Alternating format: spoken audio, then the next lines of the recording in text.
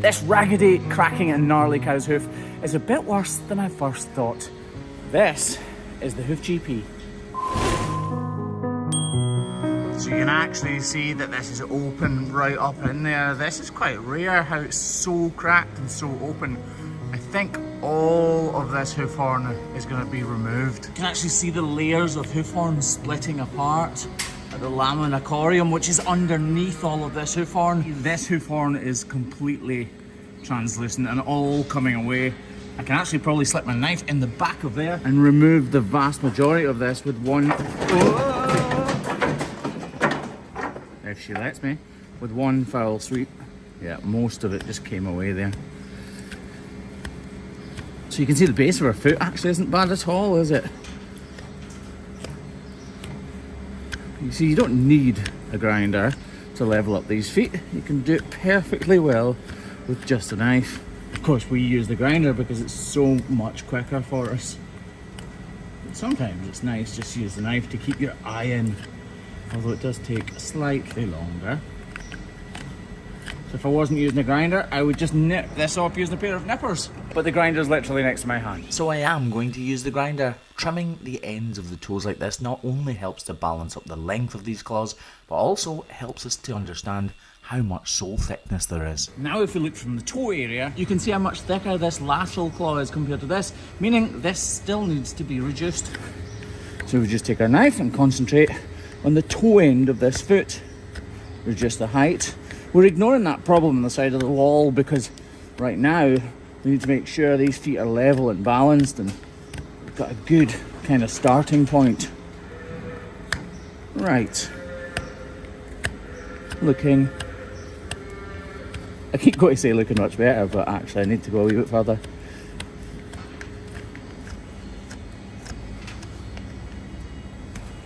Just about there. That inside claw also needs just a little bit off it.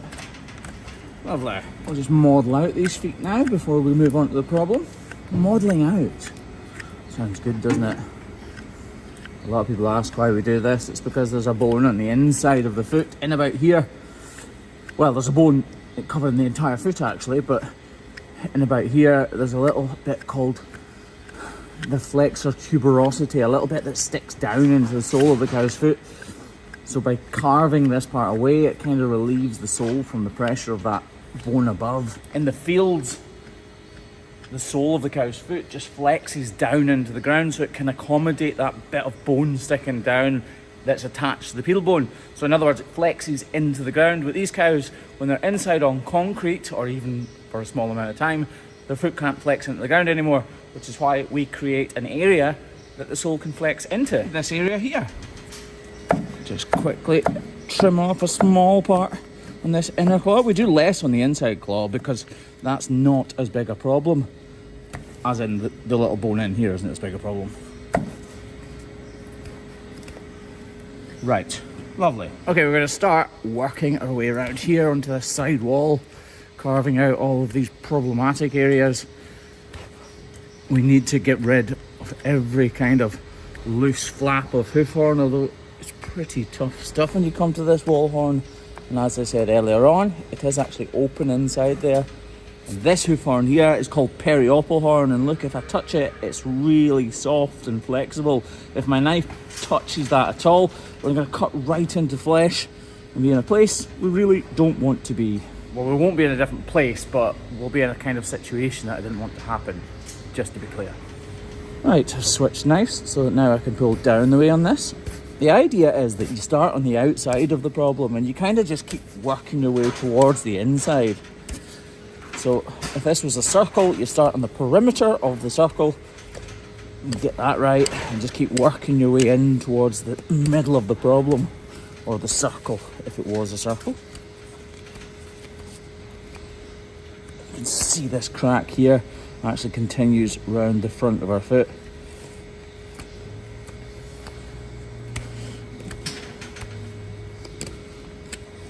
Some people call these hardship lines, presumably because at some point when this cow's been ill or whatever, they've had inflammation of the laminacorium, which are all these kind of leafy things in here, kind of stick together like this, and then they inflame and burst apart.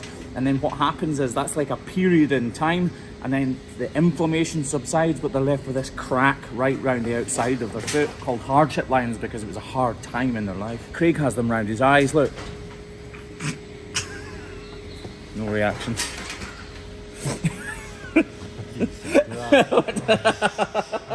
He actually hasn't. I put his thing on it and there's no even there. Right.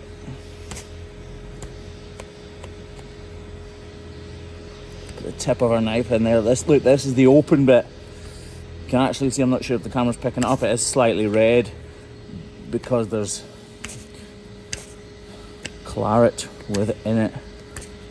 Oh look, I'm trying to be careful, and then in the process of trying to be careful, I'm not pushing hard enough to actually pull the hoof horn away. I think we'll wash this out a little bit.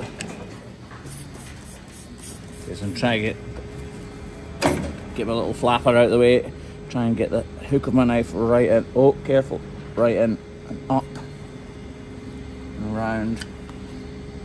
Oh, that went quite well.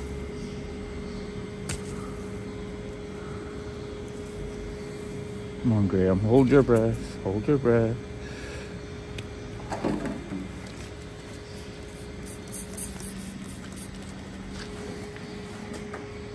Right, try and thin the margins, as they say. In other words, reduce this hard hoof horn round about the lesion.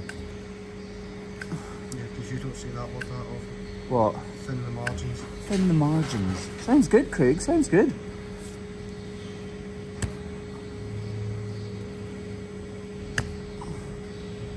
I'm worried this goes further down into the sole of her foot than I first thought.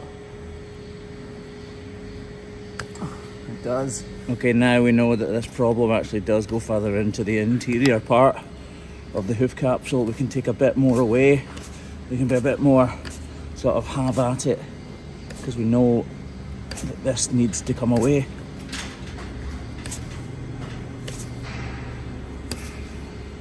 You see, we could have stopped where we were and we would have made a difference, a positive difference, and she would have been all the better for it, but she might not have completely healed. We need to get this part of the problem completely out, otherwise it'll just be a bit better and it won't actually heal.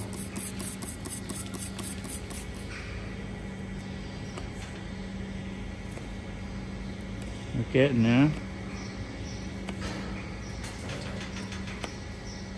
Try to get the edge of the hook of my knife in behind this little flap with hoof horn. There, we got it there. And peel it away from the problem area.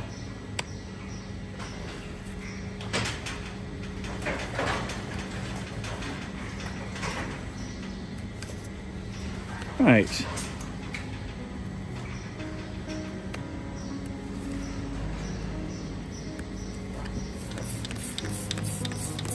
So this actually looks terrible but great all at the same time.